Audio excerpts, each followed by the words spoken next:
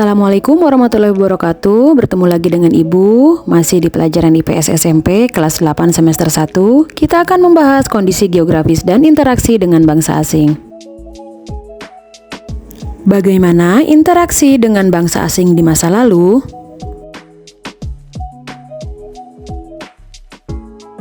Pada masa awal Masehi telah terjadi hubungan dagang antara India, Indonesia, dan Cina. Pada waktu itu, nenek moyang bangsa Indonesia telah tersebar di berbagai kepulauan Nusantara. Mereka meninggalkan berbagai kebudayaan dan bukti-buktinya masih ada hingga saat ini.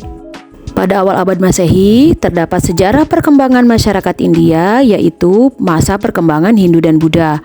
Agama Hindu berkembang pada 2000 tahun sebelum Masehi, sedangkan agama Buddha pada 500 tahun sebelum Masehi. Lalu bagaimana ya kondisi perdagangan Nusantara pada awal tahun Masehi? Hubungan dagang antara India dan Cina semula dilakukan melalui jalur darat yang dikenal dengan jalur sutra, membentang dari Cina melewati Asia Tengah sampai ke Eropa. Komoditi utama yang diperdagangkan adalah kain sutra dari Cina. Akan tetapi, sejak awal Masehi, jalur itu dialihkan melalui laut karena situasi jalan darat di Asia Tengah sudah tidak aman. Jalur laut saat itu melewati Selat Malaka, sehingga memberikan keuntungan kepada Indonesia, menjadi tempat transit atau pemberhentian pedagang dari Cina dan India. Selanjutnya, bagaimana ya perkembangan kehidupan masyarakat pada masa kerajaan Hindu-Buddha? Pada masa praaksara, nenek moyang bangsa Indonesia sudah menetap di berbagai kepulauan Indonesia. Mereka memiliki kemampuan berlayar yang baik, sehingga dapat berpetualang ke berbagai negeri di belahan dunia. Pada awal abad Masehi, budaya India mulai masuk menyebar di kawasan Asia Tenggara, termasuk Indonesia. Teori masuknya Hindu-Buddha ke Indonesia. Yang pertama, teori arus balik oleh F.D.K. Bos. Teori ini berasumsi bahwa pelajar di Nusantara berguru ke India. Setelah selesai, mereka kembali menyebarkan agama baru yang dipelajari di sana sebagai pemuka agama dan pendeta. Yang kedua, teori Vaishya oleh N.J. Krom. Teori ini menyebutkan bahwa pedagang yang beragama Hindu-Buddha merupakan penyebar utama agama tersebut ke Nusantara. Yang ketiga, teori Ksatria oleh C.C. Bird, Mukherjee, dan J. Simon. Pada zaman masuknya Hindu-Buddha ke Nusantara, daratan India dan Cina sedang melakukan perang saudara. Raja yang kalah dalam peperangan melarikan diri ke Nusantara untuk berlindung. Lambat laun mereka mendirikan kerajaan kembali di Nusantara dengan corak Hindu-Buddha.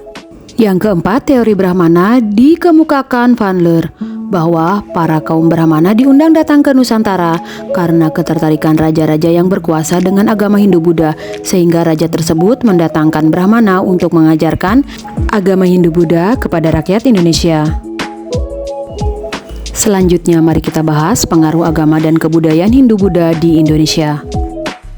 Yang pertama adalah candi, merupakan bangunan yang digunakan untuk memuliakan orang yang telah wafat, khusus untuk para raja dan orang-orang terkemuka. Yang kedua, seni pahat patung yang berhubungan dengan ritual keagamaan, berupa relief yang menceritakan cerita keagamaan Hindu-Buddha. Selanjutnya adalah benda peninggalan logam berbentuk arca berukuran kecil yang mudah dipindahkan. Selain arca, barang dari emas juga didapatkan dalam bentuk cincin, gelang, rantai, dan kalung jamang. Selain itu, terdapat hasil kesusastraan pada zaman Hindu-Buddha yang berbentuk tulisan di atas daun lontar berisi mengenai cerita keagamaan dan kesusilaan serta uraian-uraian sejarah pada kitab-kitab Hindu-Buddha. Sebagai bahan evaluasi, sekarang kalian kerjakan latihan soal berikut ini ya.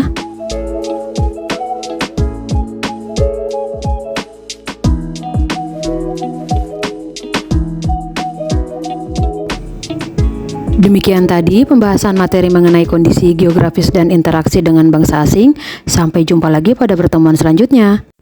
Wassalamualaikum warahmatullahi wabarakatuh.